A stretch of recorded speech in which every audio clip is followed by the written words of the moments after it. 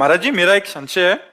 महाराज जी, पवित्र तीर्थ स्थानों, पवित्र धामों की यात्रा दर्शन से क्या लाभ है महाराज जी? क्योंकि कई लोग तीर्थ यात्रा पर जाने पर बोलते हैं कि भगवान तो सर्वव्यापी हैं, तो क्यों दूर जाकर परेशान हो रहे हो? इस विषय में महाराज जी मेरा थोड़ा मार्गदर्शन करें। वो नहीं समझते हैं, वह ज्ञान से युक्त हैं, केवल बातें बनाते हैं कि सर्वव्यापी भगवान। साक्षात्कार किया है सर्वव्यापी भगवान का? जो ऐसी बातें करता ना, वो जानता नहीं। सर्वव्यापी भगवान के साक्षात्कार करने के लिए प्रक्रिया है।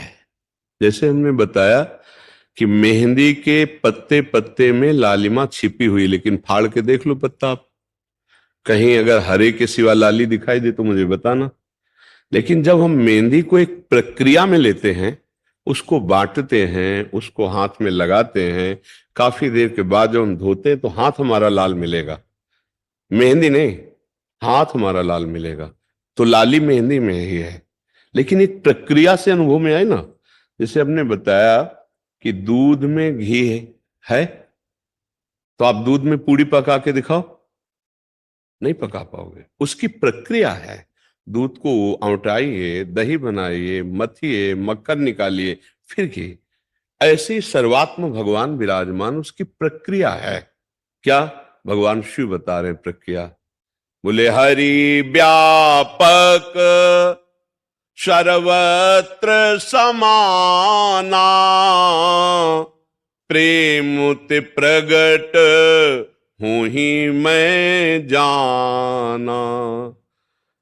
सर्वत्र हरि विराजमान है, लेकिन प्रेम से प्रकट होते हैं।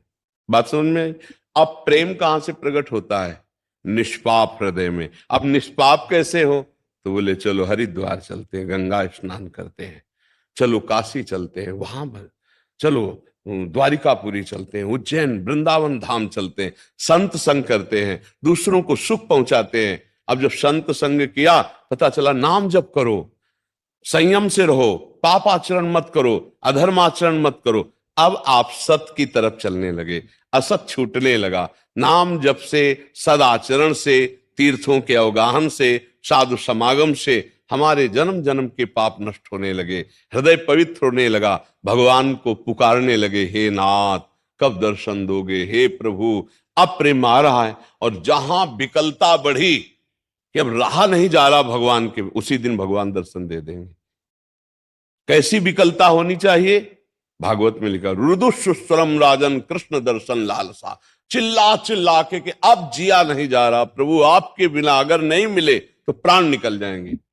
ऐसा भगवान के प्रति। बोले भगवान के दर्शन के लिए विकलता कैसी चाहिए? एक शिष्य ने पूछा, तो बोले चलो यमुना जी ले गए, बोले डुबकी लगाओ, लगाया, दबा दिया, और थोड़ी देर तो ऐसे रहा, जब श्वास लेने को एकदम ऐसे निकला, और कहा गुरुजी अगर अब ना निकलते तो प्राण निकल जाते। बोले ऐसी जब विकलता होगी जैसे अभी श्वास लेने के लिए थी, कि अगर अब ना मिली तो प्राण निकल जाएंगे, ऐसे अगर अब हरि ना मिले तो प्राण निकल, उसी दिन भगवान का साक्षात्कार हो जाए।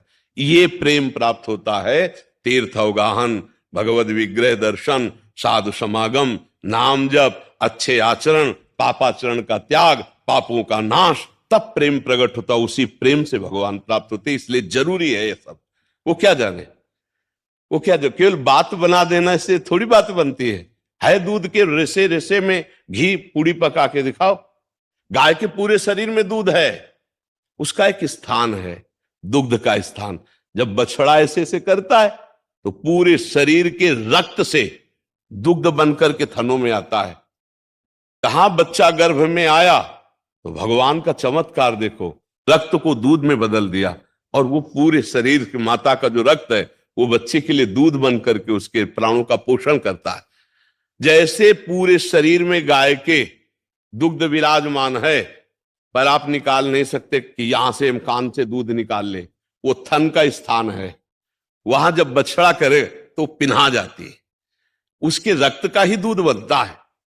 गाय के शरीर के जो पहले जो पाचन तंत्र में, वो फिर जाकर के बनता है। तो ऐसे ही स्थान है ना गाय के दूध का, थन। ऐसे स्थान है काशी, द्वारिका, अयोध्या, मथुरा, वृंदावन। ये जो भगवान के दिव्य स्थान है, ये हमारे पाप नष्ट करते हैं।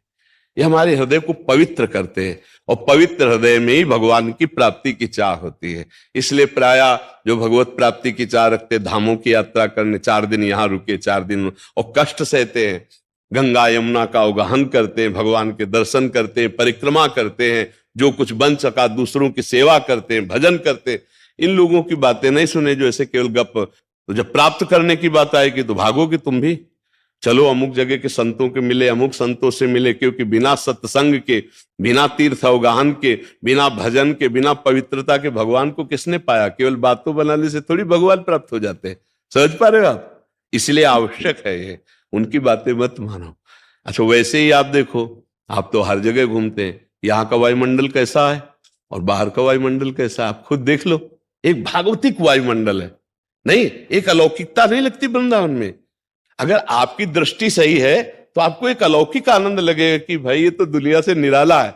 जहां देखो राधे राधे, जहां देखो कृष्ण कृष्ण, जिधर देखो गले में मंदिर मंदिर मंदिर मंदिर, और संसार में देखो क्या है, संसारिकता है। तो ये धाम, अब जैसे काशी जाओ, जगह जगह शिव जी आपको मिलेंगे, जगह जगह भगवान की एक दिव्यता मिलेगी। हरिद्वार जाओ, कितना सुंदर वातावरण, गंगा जी बह रही, पहाड़ है, प्रकृति है, जहां भगवान की महिमा की याद आती, स्मृति आती।